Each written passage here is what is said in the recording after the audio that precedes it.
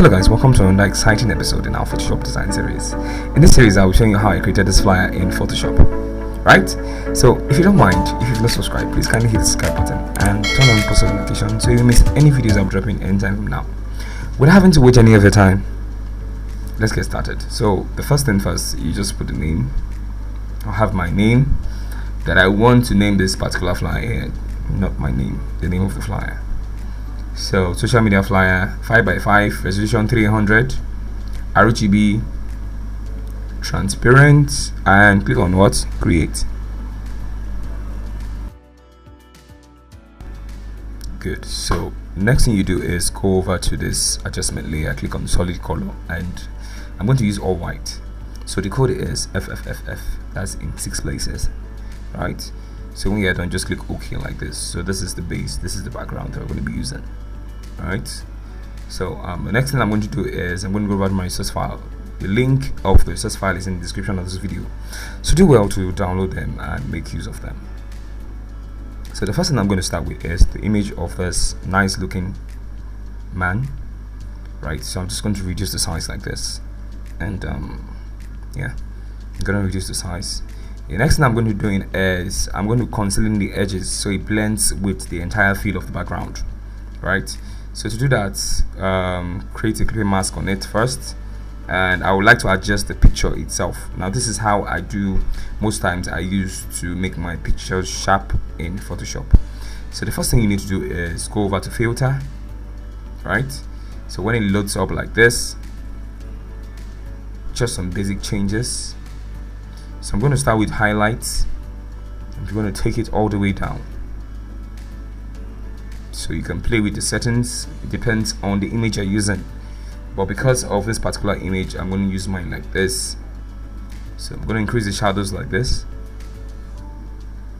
and I'm also going to increase the textures like this. Yeah, and a couple of vibrance, and I'm going over to the details tab. This is where, yeah, so I'm going to sharpen this here. Make sure you don't sharpen it too much. Make sure you're always sane and you're always looking to make sure you are not going overboard.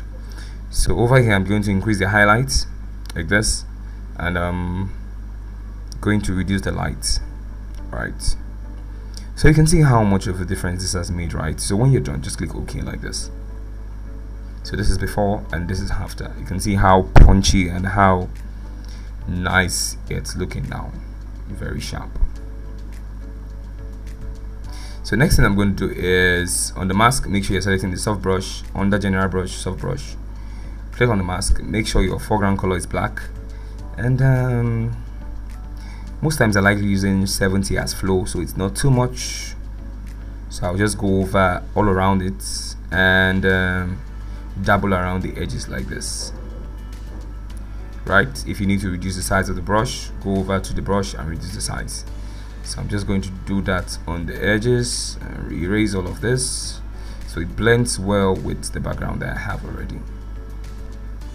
Yeah, great. Do this for this too, for this also, until it is perfect. So you can use the size of the brush like that, or use your bracket key on your keyboard to reduce the size. When you get a perfect edge or edges around the image, then you know you're good to go. Great. So next thing I'm going to do is okay, let me bring this down a bit. I'm just going to bring this down. Yeah, so next I'm going to do is I'm going to bring in some text. So I'm going over to my text and I'm going to type walk like this, and I'm just going to make some changes, but before then I'm going to convert this to smart objects. That's the image of the guy, convert to smart objects, and I can now start working on the text itself. Most times when you bring in some images in Photoshop, the images tend to be very heavy, so most times when you do everything you need to do, so just, it's a good practice to just convert it to smart objects so it becomes lighter and all of that. Yeah, So I'm just going to change this to the font of my choice. I'm still going to use Montserrat. I'm just trying to explore fonts to use. Right. So no. Yep. But not as bold as I want it. I need something bold, something that makes a statement. So no.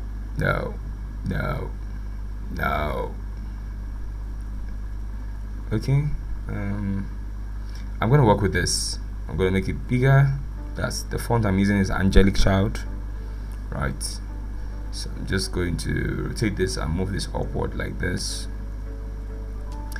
Ctrl J to make a duplicate copy of this, and double click on the thumbnail, and I'm just going to type smart, and with all the paparazzis that comes with the smarts.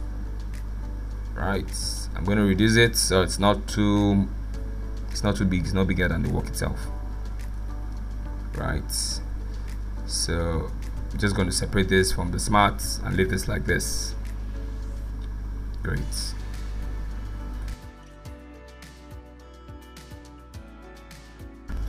Okay, so moving on to the next thing, I'm just going to bring this down here like this, and do one of the things. So I'm going to select the 12 of them, hold down Control, select this, right, and I'm going to make it a little bit smaller. I'm going to bring it here, and voila, there you go. I'm trying to look at the positioning of this, making sure that it's centralized. Okay, so once again, select the 2 of them, and I'm going to change the color. Right, so most times when you're designing, make sure you're using the colors that are already inside of the elements of your design. Now what I mean is the element of your design, like for instance, now the element I have here is the picture of this guy, and of course he's putting on the blue jacket, right, and around him you have some orange hues, just like I selected like this. So I can modify that orange hues and get this color out of it, and it's something that actually works. So make sure when you're using colors or you're blending colors, make sure you're using colors that you already have in your environment or in layouts of your designs. That's very, very important. All right, so let's move on. So with these two selected, what I'm going to do is I'm just going to group them, click on this, and now it's just one group, right? So the next thing I'm going to do is I'm going to create a new layer and go over to my ellipse tool, and with my ellipse selected, I'm just going to draw like this. It doesn't need to be a perfect circle. This is just what I want. Double click on the thumbnail, right, to change the color white, FFFF in 6 places. Click on the mask, select the mask, make sure you're set to black, right? So go over to your brush. Okay, so with the brush selected, select the brush,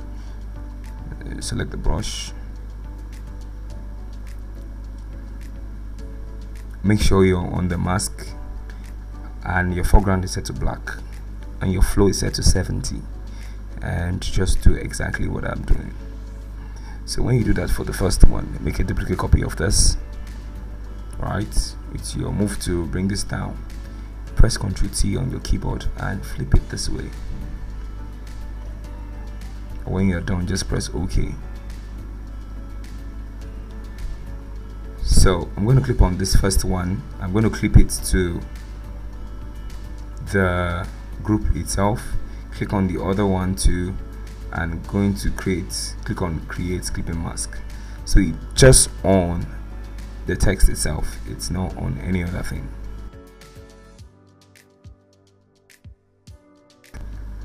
Okay, so let's move on. So the next thing we're going to be doing is, now let me just slightly reduce the picture of this guy just a little bit like this.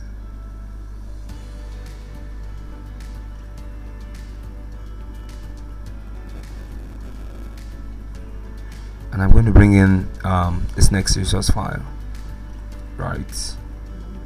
So I'm just going to move this upwards, right? You can drag it all the way to the top, and I'm just going to position this in place well.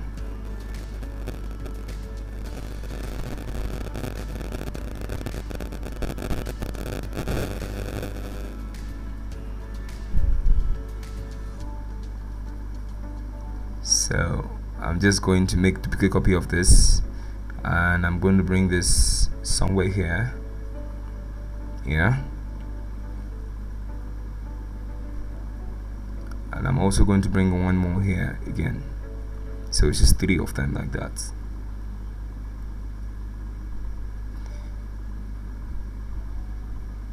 But now if you notice that this 3D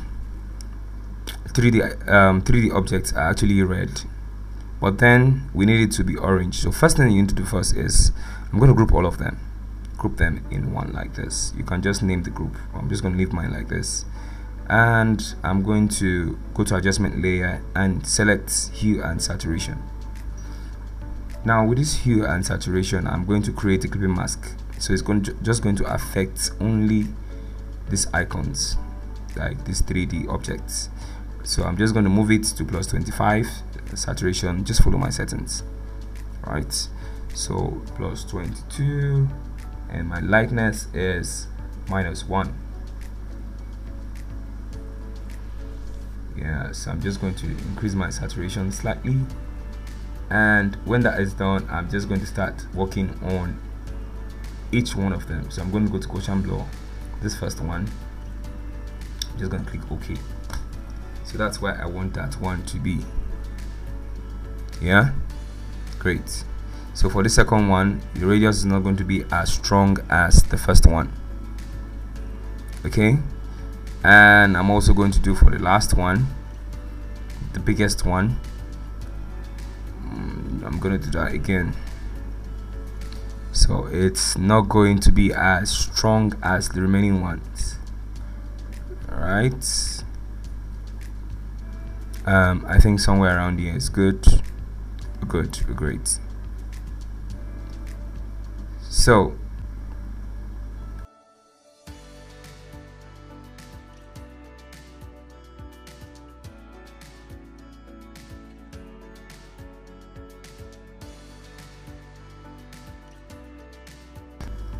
the next thing I'm going to be doing is I'm going to be adding this, but make sure you are on this position in the layers.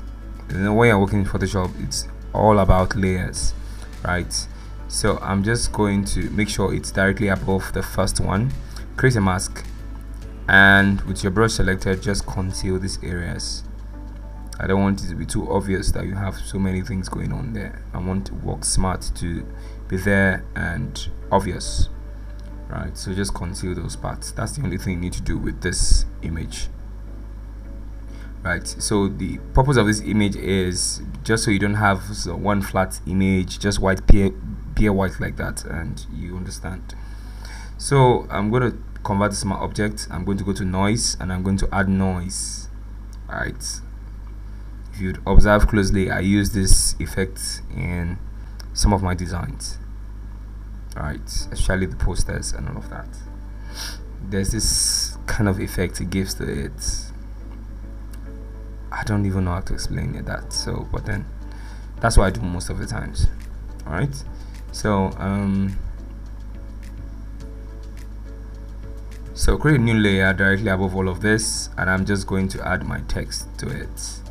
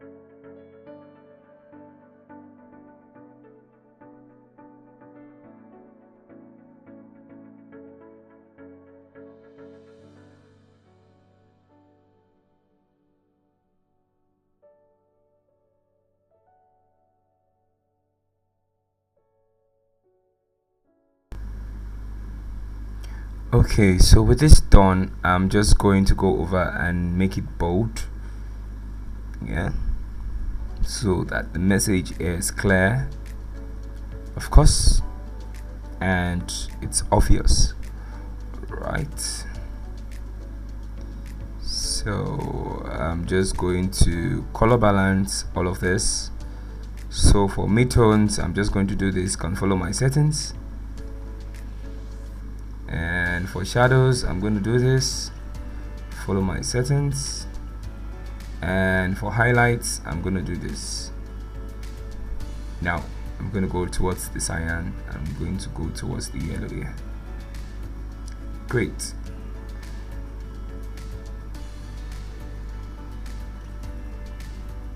There you go.